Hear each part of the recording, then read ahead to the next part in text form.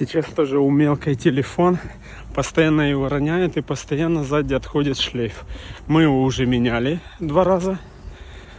Но при ударе он желает лучше. Отходит там какая-то фигня. Опять занес в мастерскую. Мастер, конечно, красавчик. Делает все быстренько. Красивенько. Но до первых 5-6 падений нормальных у ребенка с рук.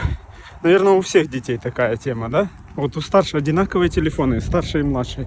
Старшая уже ходит год, хоть бы что, только защитное стекло треснуло. У малой же младшей жесть. Ремонт, ремонт, ремонт и ремонт.